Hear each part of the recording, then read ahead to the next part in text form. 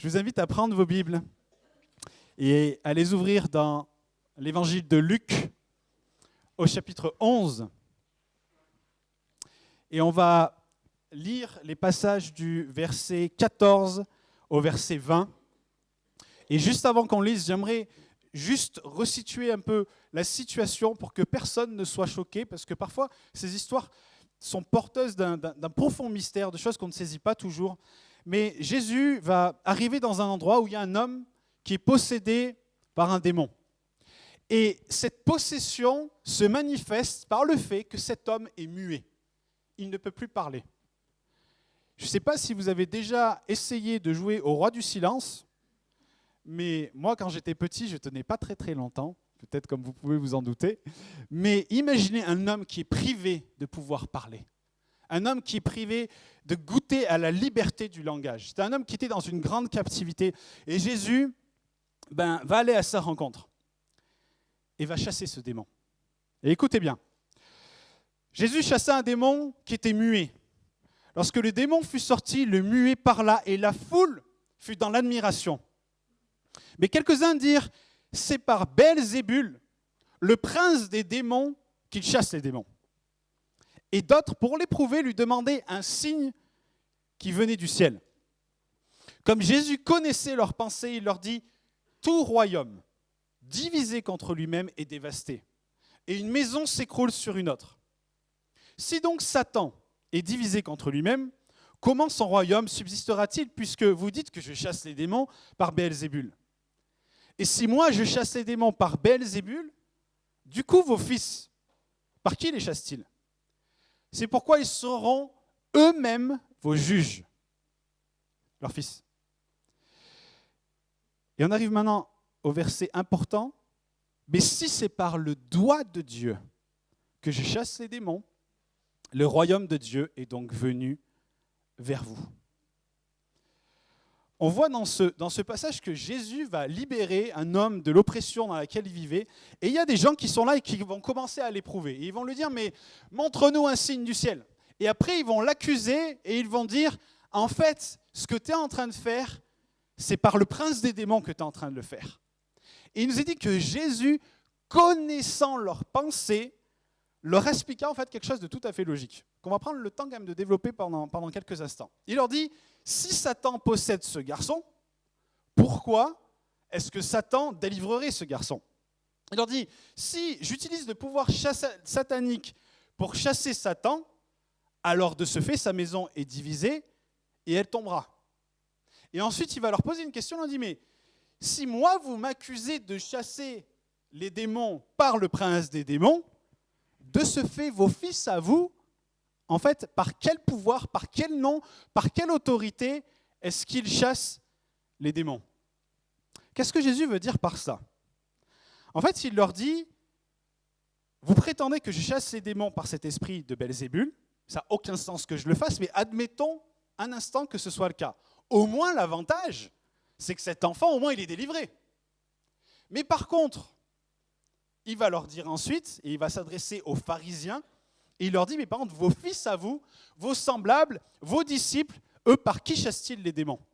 Et il y a certains commentateurs bibliques qui nous parlent que Jésus, en fait, s'adressait à des exorcistes juifs. Vous savez, il y a des passages où ils nous ont parlé que, notamment les fils de Séva, il y avait des exorcistes qui se baladaient de lieu en lieu et qui chassaient les démons. Moi, je ne pense pas que c'est de eux qu'il voulait parler, ou en tout cas, pas que de eux, mais ce qu'il va leur dire, il va leur dire, mais si j'utilisais Satan pour libérer ce garçon, au moins il est libre. Mais par contre, vos disciples, est-ce qu'ils libèrent véritablement les personnes possédées par les démons? Et la réponse, c'est qu'en fait, ces gens-là ne libéraient personne. Et c'est pour ça que Jésus leur dit, ils seront vos juges. Ça veut dire quoi? C'est-à-dire que leur incapacité à libérer les gens, leur impuissance vous convainc que votre accusation contre moi, en fait, c'est un blasphème pur et simple, puisqu'en fait, il y a eu un résultat.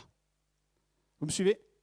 Et c'est pour ça qu'il va leur dire ensuite, mais si moi, c'est par le doigt de Dieu que je chasse les démons, alors le royaume de Dieu, il est venu vers vous.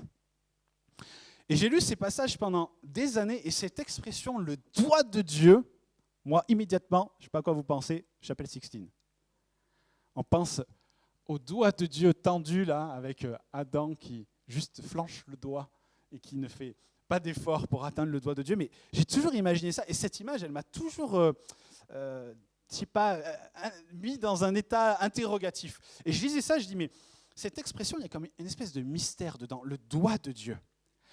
Et j'ai cherché un peu et j'ai réalisé en fait que cette expression, le doigt de Dieu, elle apparaît à de nombreuses reprises dans la Bible, et notamment dans une histoire bien connue, dans le livre de l'Exode, où Aaron et puis son frère Moïse vont faire face à Pharaon et à ses magiciens.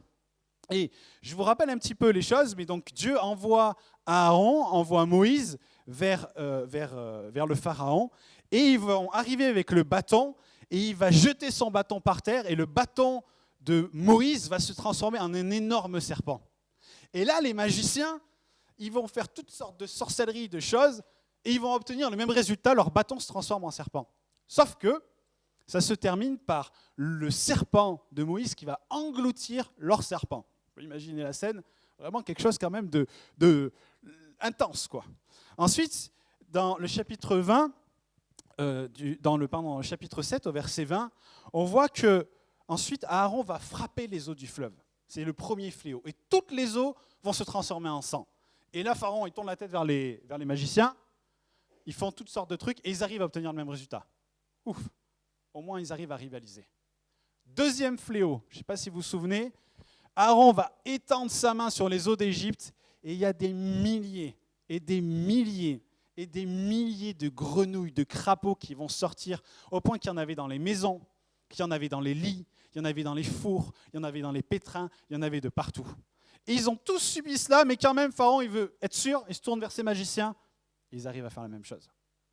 Jusqu'au troisième fléau. Et le troisième fléau, on va le lire ensemble, dans Exode 8, versets 17 et 19. Il nous est dit, Aaron étendit sa main avec son bâton et frappa la poussière de la terre, et elle devint des moustiques, ou selon vos versions, des poux. Sur les hommes et sur les bêtes, toute la poussière de la terre devint des poux dans tout le pays d'Égypte. Imaginez un seul instant. Moi, je vois déjà dans la classe de William, quand il y a un gamin qui a des poux, le fléau qui tombe sur la classe, mais là, toute la poussière devint des poux, et il y en avait de partout. Et les devins firent de même par leurs enchantements pour produire les moustiques. Mais ils ne le purent. Et les moustiques furent sur les hommes et sur les bêtes, et les devins dirent au Pharaon, c'est le doigt de Dieu. C'est le doigt de Dieu qui est à l'œuvre. Et à partir de ce troisième fléau que les magiciens ont été comme dépassés lorsque le doigt de Dieu est intervenu. Alors qu'est-ce que ce doigt de Dieu ? Dans le passage qu'on a lu avec cet homme muet, Jésus va dire, mais si c'est par le doigt de Dieu que je chasse les démons, le royaume de Dieu est venu vers vous. Mais dans l'évangile de Matthieu, on voit que Matthieu retranscrit ce passage en disant, mais si c'est par l'Esprit de Dieu que je chasse les démons, le royaume de Dieu est donc venu vers vous. Donc le doigt de Dieu, en fait, c'est l'Esprit de Dieu. Et c'est lorsque l'Esprit de Dieu s'est puissamment manifesté qu'en fait, les magiciens de Pharaon, que les puissances des ténèbres ont été totalement dépassées. Et c'est également par le doigt de Dieu, c'est-à-dire par le Saint-Esprit, que les tables de la loi furent écrites. Comme mentionné dans le livre de l'Exode, dans Deutéronome 4, il nous dit « Le doigt de Dieu a gravé les tables de la loi ». Et quand on reprend ce passage que nous avons lu avec cet homme muet, c'est pour ça que Jésus leur dit, mais en fait, si c'est par l'esprit de sainteté qui a triomphé des magiciens de Pharaon, si c'est par l'esprit qui a écrit la loi sur le mont Sinaï que j'ai fait cela, alors le royaume des cieux il est venu jusqu'à vous. Et souvent, lorsqu'on lit cela, lorsqu'on voit le royaume des cieux est venu jusqu'à vous, en fait, on voit ça comme quelque chose de positif.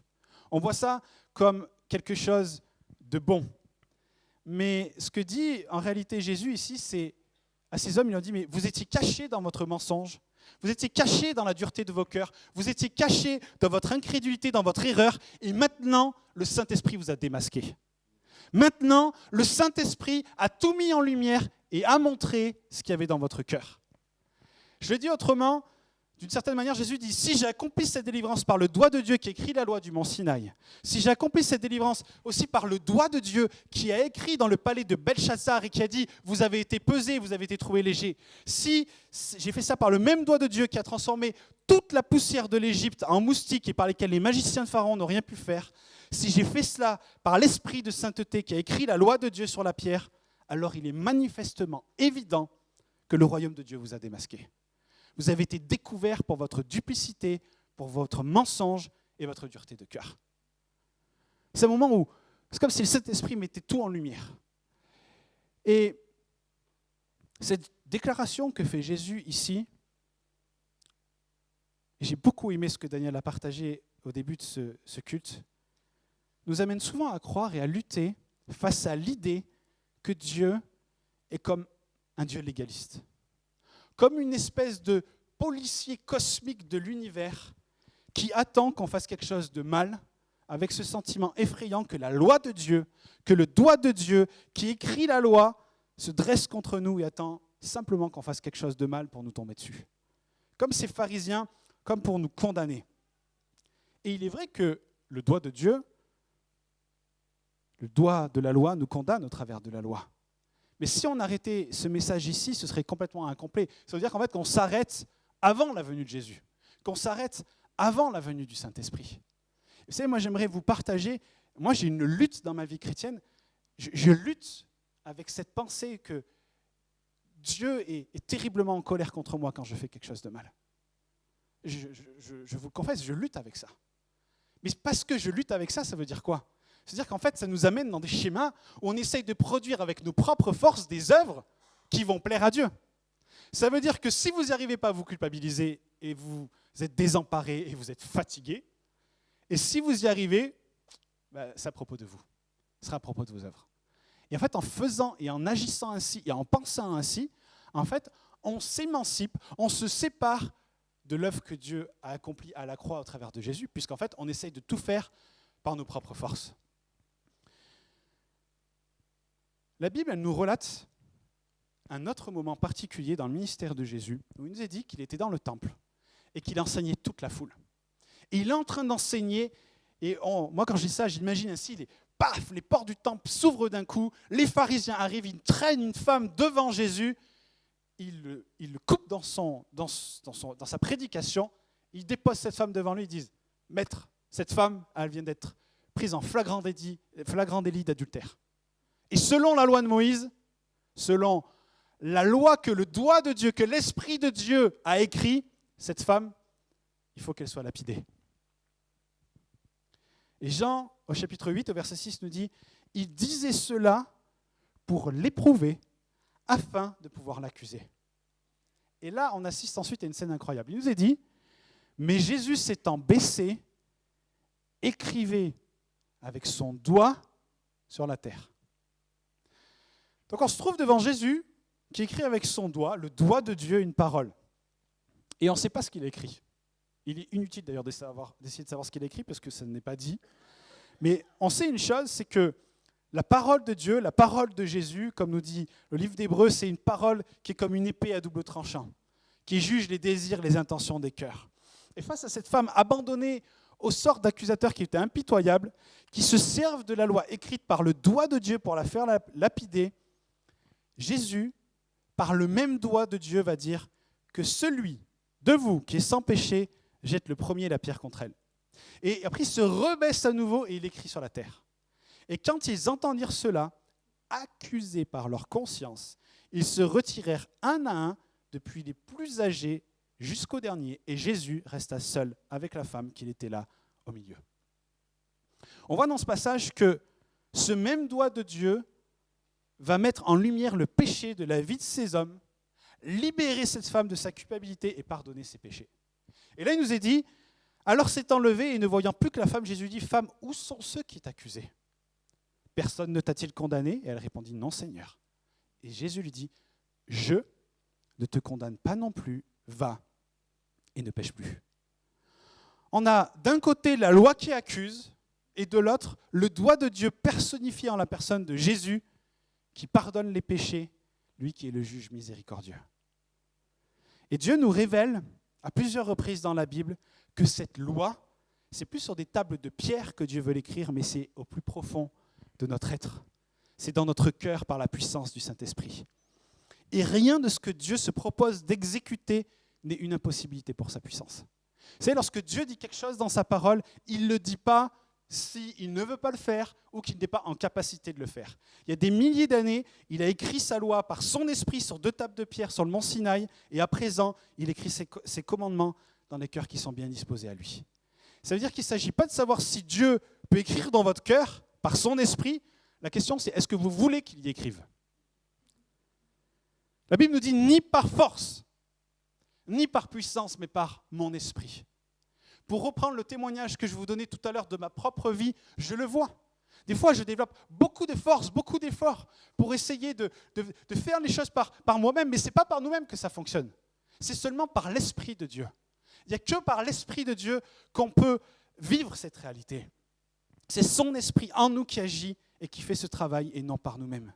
Et en fait, on vit parfois comme des enfants effrayés devant le Père. On le voit comme l'arbitre du monde qui attend qu'on faute pour nous condamner, pour nous tomber dessus. Mais ce n'est pas à cette vie, ce n'est pas à cette image de lui qui nous appelle à croire. Ce n'est pas à propos de ce que nous ne devons pas faire pour être acceptés de lui et ce que nous devons faire et produire pour être aimés de lui. Vous savez, en ce monde, on peut vivre comme des hors-la-loi et être confronté par la sainteté de Dieu et faire face à des conséquences tragiques dans ce monde. Il y a des gens qui vivent comme des hors-la-loi, qui se soumettent à rien ni personne. Ou sinon, vous pouvez vivre comme vous vous soumettant à la loi. Mais alors, vous devez obéir à toute la loi dans son intégrité. Et personne ne peut le faire. Et par conséquent, la loi viendra vous écraser et vous anéantira. Du coup, c'est quoi la réponse ? C'est quoi la manière de vivre ? Eh bien, Jésus nous dit, le Saint-Esprit, il est le doigt de Dieu. Et le doigt de Dieu, il fait toujours la même chose, il écrit la loi. Sauf que ce doigt de Dieu, il n'écrit plus la loi sur des tables de pierre, mais il veut l'écrire dans nos cœurs pour qu'elle devienne une loi de liberté, pour qu'elle devienne une loi du changement et de la transformation, ce que la Bible appelle la loi de l'esprit de vie. On peut soit vivre sous la loi du mont Sinaï, soit sous la loi de l'esprit de vie. Et cette loi de l'esprit de vie nous permet de triompher sur la loi. Vous savez, ce que je vais vous partager maintenant, ça a été une révélation incommensurable pour moi. Mais lorsque Dieu a appelé Moïse pour qu'il aille délivrer le peuple, il y a comme une discussion, quelque chose qui se passe, et on voit que Moïse commence à s'en aller. Et Dieu va dire à Moïse, il va dire, mais attends 2 minutes, reviens. Et il va lui dire et lui demander quelque chose de particulier. On voit ça dans Exode chapitre 4, verset 6. Et je pense que vous connaissez ce passage. Dieu va dire à Moïse, il dit, prends ta main et mets-la contre ton sein. Contre ton sein, ça veut dire sous ton manteau, contre ton cœur. Et Moïse va faire ceci, il va mettre la main contre son cœur et ensuite il va dire, ressors ta main. Et là, Moïse va ressortir sa main et vous vous souvenez ce qui s'est passé ? Sa main, il nous a dit, elle est devenue couverte de lèpre. Tellement pleine de lèpre qu'elle était blanche comme la neige. Souillée, sale, pustulante, tout ce que vous voulez. Moi j'aime bien imaginer les choses, je me dis, mais on a un homme qui a 80 ans, qui a passé 40 ans dans le désert à être crucifié dans sa chair. Ensuite, Dieu lui dit, tu vas aller en Égypte, soit en passant là où ta tête est mise à prix, et tu vas aller délivrer 2,5 millions de rebelles au cou raide, tu vas les emmener dans le désert, où il n'y aura pas d'eau, il n'y aura pas de nourriture, et juste avant ça, tu vas choper la lèpre.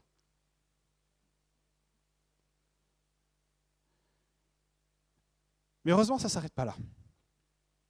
Il nous est dit, mais l'Éternel lui dit, remets ta main dans ton sein. Et il remit sa main dans son sein, puis il la retira de son sein, et voici, elle était redevenue comme sa chair. Ce qui en ressort maintenant, ce n'est plus une main souillée, une main lépreuse, mais c'est une main propre et purifiée de toute souillure. Vous savez, je ne sais pas ce que Dieu a dit à Moïse lors de cette rencontre, mais je crois qu'au travers de cet acte, il disait à Moïse, Moïse, tu ne peux pas changer ton cœur. Tu ne peux pas purifier ton cœur, tu ne peux pas transformer ton cœur avec tes mains et avec tes propres forces, ce n'est pas possible. Par contre, ton cœur, lui, changera tes mains. Ton cœur finira tôt ou tard par atteindre les extrémités de ta vie, de tes pensées, de tes paroles et de tes actes. Et mes amis, on est des enfants de Dieu et Dieu n'est pas là pour nous crier dessus, pour nous condamner à la moindre occasion, pour courir après le moment où nous fautons et tombons dans notre péché, mais il veut nous transformer de l'intérieur. Il veut nous amener à l'état d'hommes et femmes matures, à la mesure parfaite de Christ, pour qu'on puisse vivre dans une liberté qu'il a chèrement payée. Moïse, il tenait ces pierres à travers lesquelles le doigt de Dieu, la sainteté de Dieu, le Saint-Esprit était passé pour écrire la loi. Mais aujourd'hui, en fait, il nous dit, présente-moi ton cœur. Pas une table de pierre, mais tends ton cœur vers moi. Et alors le doigt de Dieu viendra et il viendra nous libérer de l'esclavage de la loi. Il viendra nous libérer de la peur incessante, en fait, d'être châtié par Dieu. De la peur incessante de devoir, en fait, remplir des points vis-à-vis de Dieu, parce qu'en fait, si je ne le remplis pas, je sens que Dieu est loin. Je sens que Dieu n'est pas proche de moi, que Dieu ne veut pas agir dans ma vie. On sortira de tous ces schémas à vomir, de croire que ce qui arrive dans notre vie, c'est parce que Dieu veut nous châtier. On sortira de ces choses en disant, mais toujours à demander des pourquoi à Dieu, parce que peu importe ce qui se passe dans notre vie, c'est vis-à-vis de Dieu qui est en train de voir si on est bon ou on n'est pas bon. Il veut nous délivrer des raisonnements qui nous font penser que si je ne pêche pas trop, Dieu m'aime plus. Mais si je tombe, Dieu détourne son regard de moi. J'ai tellement aimé quand Pierre Kanga, dimanche dernier, a fait tomber cette espèce de dogme, là aussi à vomir, que Dieu a dû détourner le regard de son fils parce qu'il était trop sale. Mais si c'était le cas, Dieu détournerait le regard de chacun d'entre nous. Jésus, il était avec les prostituées, il était avec les gens de mauvaise vie, il était avec les souillés, les rebus, les rejetés. Moi, quand je vois ces gens, je vois la Bible, je dis, mais c'est moi, mais c'est ma vie. Mais heureusement que Dieu ne détourne pas le regard. C'est tout le message de l'Évangile. C'est Jésus qui vient dans notre péché et qui nous dit, mais viens, il y a une autre vie pour toi. Il y a une autre vie que toi, en train d'être écrasé par les tables de la loi. Il y a une vie où l'Esprit vient et écrit la loi dans ton cœur. Et Dieu te dit aujourd'hui, est-ce que tu veux bien me donner ton cœur ? Est-ce que tu veux bien me donner ton cœur ? Tu t'es acharné à essayer de changer par tes propres forces, à vivre une vie juste, à obéir à la loi, à rechercher la faveur de Dieu. Mais ça, ce n'est pas le rôle du Saint-Esprit dans ta vie. Parce que cette manière de vivre n'amènera qu'épuisement, condamnation et culpabilité. Si vous voulez vivre ainsi, c'est comme si vous prenez l'électricité dans votre maison juste parce qu'en fait, les interrupteurs, c'est joli. Ça ne sert à rien. Si on prend l'électricité, c'est parce qu'on veut s'éclairer, parce qu'on veut utiliser cette électricité-là. Mais si on vit ainsi, c'est prendre l'électricité dans notre maison juste parce qu'en fait, on trouve que l'appareillage sur les murs, en fait, c'est beau. Ça ne sert à rien. Il y a plus. Il y a plus que subir ces mensonges. Laisse le doigt de Dieu toucher ton cœur. Laisse le Saint-Esprit agir et faire cette œuvre de grâce transformatrice dans ta vie. Vous savez, Paul disait, je fais ce que je ne veux pas faire et je ne fais pas ce que j'aimerais faire. Vous savez ce que ça veut dire, ça ? Ça veut dire qu'en fait, on ne peut pas se changer nous-mêmes. Ça s'appelle les résolutions. Ça ne marche pas. On ne peut pas devenir juste et parfait comme notre Père est parfait par nous-mêmes. On ne peut pas toujours agir avec de bonnes motivations par nous-mêmes. On ne peut pas aimer les gens qui nous agacent par nous-mêmes. On ne peut pas aimer les gens qui nous critiquent, qui nous déshonorent, qui font preuve d'une grande méchanceté par nous-mêmes. On ne peut pas faire preuve de patience quand on est à bout et épuisé par nous-mêmes. Mais on peut y arriver par l'Esprit de Dieu. C'est lui qui rend toute chose possible en nous parce qu'il nous transforme de l'intérieur. Il produit son fruit. La paix, l'amour, la patience, la bonté, la maîtrise de soi. Et comme on l'a vu, seul lui peut faire la différence. On a tous besoin du Saint-Esprit. On a besoin qu'il nous remplisse entièrement, pas seulement une partie de notre vie, pas juste qu'il nous vienne en aide quand on prie, mais que toutes nos paroles soient remplies de lui, tous nos actes soient inspirés de lui. Parce que c'est le Saint-Esprit qui a fait les différences. C'est parce que le Saint-Esprit était là, parce que le doigt de Dieu était là, que les magiciens de Pharaon ils sont retrouvés confus. C'est lui qui a fait la différence pour cet homme muet. Parce que le Saint-Esprit est venu dans la vie de cet homme et a retourné sa vie et a amené la libération. C'est le Saint-Esprit qui a fait la différence pour cette femme qui a été prise en flagrant délit d'adultère. Et c'est lui qui fera la différence dans ta vie. Le doigt de Dieu est venu jusqu'à nous. Et ce n'est plus par nos propres forces que nous luttons, mais c'est par l'Esprit de Dieu qui fait toute la différence. Romains 8,2 nous dit, en effet, la loi de l'Esprit de vie en Jésus-Christ m'a affranchi de la loi du péché et de la loi de la mort. On peut choisir de voir l'Esprit de Dieu sous deux facettes. C'est ce que, en fait, nous découvrons au travers de ces passages aujourd'hui. Vous pouvez voir le doigt de Dieu qui vient et qui agit dans vos vies sous le spectre de la loi. Et cela ne produira qu'épuisement, culpabilité, condamnation, tristesse et zéro fruit dans votre vie. Ou on peut le voir au travers du doigt de Dieu de la nouvelle alliance, qui n'est plus là avec la loi, mais qui est là pour écrire ces choses-là dans nos cœurs. Par cet esprit, nous avons reçu cet esprit d'adoption par lequel nous crions « Abba Père », par lequel nous avons un papa dans le ciel qui nous aime et qui n'est pas là à chercher le moindre moment, il va pouvoir vous tomber dessus et vous condamner.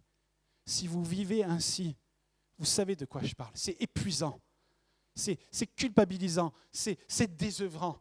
On vit dans un désert de désolation, mais ce n'est pas à ça que le Seigneur nous appelle. Il veut illuminer votre vie. Il veut changer votre vie. Il veut changer votre perspective de qui est Dieu. Il n'est pas ce père fouettard. Il n'est pas celui qui vous condamne. Il est celui qui a pris la condamnation sur lui pour qu'au travers de lui, vous soyez libérés. Et aujourd'hui, il vous dit, est-ce que vous voulez me donner votre cœur? Est-ce que vous voulez me donner votre cœur? J'aimerais vous inviter à vous lever maintenant. Vous savez, toute connaissance reste une connaissance tant qu'elle n'est pas mise en pratique. Et Dieu place un choix devant chacun d'entre nous aujourd'hui. Un choix qui a le pouvoir et la puissance de changer votre vie. Comme je vous l'ai dit, Dieu ne nous propose rien qu'il ne peut pas accomplir dans notre vie. Ça veut dire que s'il dit qu'il veut écrire sa loi dans votre cœur, qu'il veut écrire cette loi de l'esprit de vie, qui a le pouvoir de changer vos vies, de transformer vos vies et de triompher du poids de la loi, c'est que c'est possible. Mais en fait, on peut repartir d'ici sans que rien ne change. Pourquoi j'aimerais vous proposer de faire ce que Dieu a dit à Moïse de faire? De poser, la main sur votre cœur comme pour dire, mais maintenant, Seigneur, je ne veux plus me balader avec 2 tables de pierre sous le bras, mais je veux te donner mon cœur. Et je veux que tu viennes y écrire maintenant cette loi de l'esprit, mais plus que l'écrire, en fait, que tu me donnes de la réaliser et d'en réaliser toutes les conséquences pour ma vie. Il y a plus que ce que vous vivez aujourd'hui. Si vous croyez que vous êtes au bout, si vous croyez que, en fait, votre vie, elle va bien aujourd'hui, vous n'avez rien compris. Il y a plus. Il y a tellement plus.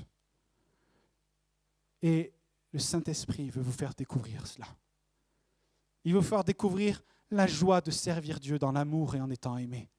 Il veut vous faire découvrir la joie d'appartenir et d'être aimé de Dieu sans que vous n'ayez rien à produire ou penser produire. Il veut vous faire découvrir que vous n'avez pas à marquer des points, à agir et à écraser les autres autour de vous pour que vous puissiez vous élever et montrer à Dieu combien vous pesez.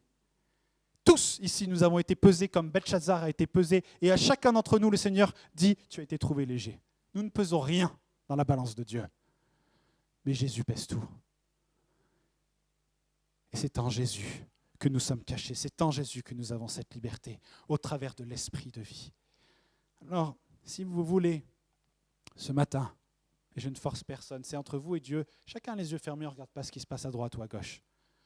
Mais si vous voulez que votre vie soit changée, que votre vie soit transformée non plus par vos propres efforts et vos résolutions, mais par l'Esprit de Dieu en vous, j'aimerais vous inviter, comme Moïse, à poser la main sur votre cœur. Et on va prier, j'ai envie de dire en 2 temps. On va prier pour que Dieu nous montre la lèpre de nos vies qui est produite lorsqu'on agit par nos propres forces. Et ensuite, on va demander au Saint-Esprit de nous montrer tout le changement, toute la transformation qui peut aller dans les ramifications de notre être lorsque c'est lui qui agit. Parce qu'on a besoin de voir, on a besoin de réaliser toute la puissance de l'Esprit de vie en nous. Seigneur, merci pour ta parole. Merci parce que tes paroles sont esprit et vie. Merci parce que ce matin, tu places devant nous, j'ai envie de dire, deux manières de voir le doigt de Dieu, l'Esprit de Dieu agir dans nos vies. Comme tu l'as montré avec cette femme prise en flagrant délit d'adultère. Selon l'esprit de la loi, elle devait être condamnée, lapidée, rejetée, humiliée, souillée. Mais selon l'esprit, la loi de l'esprit de vie, elle devait être pardonnée et restaurée.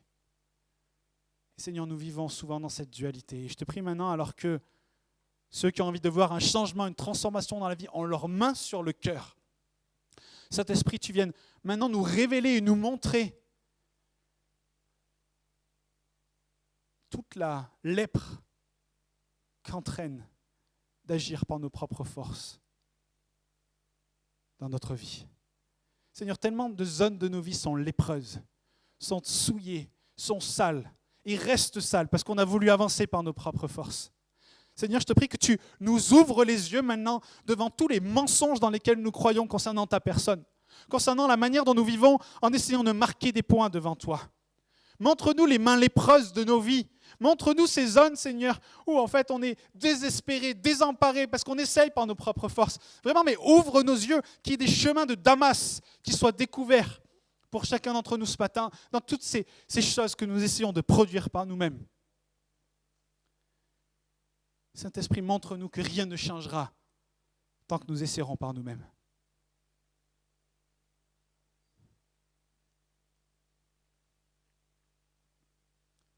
C'est peut-être dans ta manière de parler, dans ta manière de penser.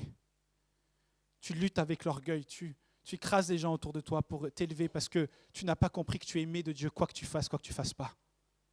C'est peut-être de la jalousie, de l'envie. C'est peut-être que tu as été rejeté par les autres et tu te dis que de toute façon, on m'a toujours rejeté, donc Dieu me rejette. Donc il faut que j'essaie de produire. C'est peut-être dans des manières de te comporter avec les autres, des manières de te comporter avec Dieu. Tu essayes sans arrêt de plaire aux gens. Et que si tu ne plais pas aux gens, tu te sens rejeté. Et si tu sens que tu plais, alors tu as l'impression de surfer sur la vague même dans ta vie avec Dieu. C'est des mensonges, mon ami. C'est peut-être dans ta manière de voir Dieu, où tu as l'impression qu'il est avec son gilet orange et son sifflet sur le terrain basket de ta vie, qui scrute la moindre erreur et qui t'écrase devant tes fautes. C'est des mensonges. Et ça produit de la souillure dans ta vie. Ça produit un manque de fruits. Ça produit la fatigue et la culpabilité. Certains, vous n'en pouvez plus. Vous êtes fatigués, vous n'en pouvez plus. Mais c'est normal que vous n'en pouvez plus, que vous essayez par vous-même. Regarde combien ta main est couverte de lèpre. Regarde. Vois ce que produit tes propres forces dans ta vie.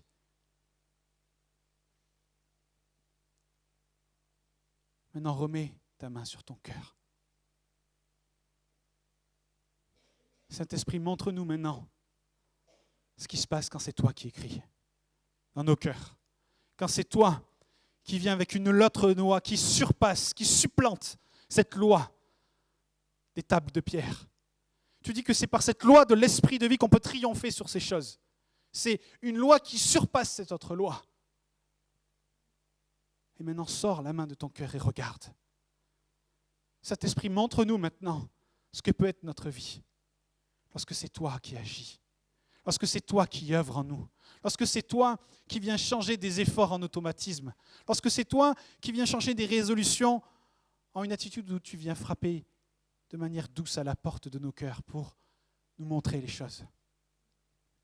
Vois, regarde à ce que le Saint-Esprit te montre, de ce que ta vie, avec lui aux manettes, peut produire. Les fruits de l'Esprit, l'amour, la joie, la patience, la maîtrise de soi. Ça a le pouvoir de changer ton couple. Écoute ce que je te dis, ça a le pouvoir de changer ton couple. Ça a le pouvoir de changer la manière dont tu parles et tu te comportes avec tes enfants. Ça a le pouvoir de changer la manière dont tu te vois et dont tu vois Dieu. Ça a le pouvoir de changer ta lutte contre ton orgueil. Ça a le pouvoir de changer la lutte que tu as contre la jalousie, contre l'envie, contre tes peurs et les craintes et le stress de ta vie parce que tu crois que, en fait, tu dois ériger tes propres protections. C'est Dieu qui te protège. Tu peux mettre tous les systèmes d'alarme, tu peux prendre un chien, tu peux faire tout ce que tu as envie pour protéger tes biens, ta famille et toi-même. Mais c'est rien, c'est de la poussière tout ça. C'est Dieu ta protection. Fais tomber les peurs, Seigneur. Fais tomber l'orgueil de croire que nous pouvons avoir une once de contrôle sur nos vies. Tu dis personne ne peut savoir le nombre de cheveux qu'il a sur sa tête. Personne ne peut ajouter 1 centimètre à la durée de sa vie. Seigneur, nous n'avons que d'autre choix que de nous livrer à toi, que de nous remettre entre tes mains en disant « Écris sur mon cœur ». Je suis fatigué de la lèpre de ma vie. Je suis fatigué de mes mains lépreuses. Fais-le maintenant, Seigneur. Je t'en prie, ouvre nos yeux. Ouvre nos yeux sur la futilité et les mensonges de croire que nous pouvons changer nos vies. En effet, la loi de l'esprit de vie en Jésus-Christ nous affranchit, nous libère de la loi du péché et de la mort. Tu en as marre de connaître la mort, tu en as marre de connaître la désolation, tu en as marre de connaître le péché. Alors accueille l'esprit de vie qui est écrit en toi maintenant, aujourd'hui. Dans le nom puissant de Jésus. Amen. Amen, Jésus.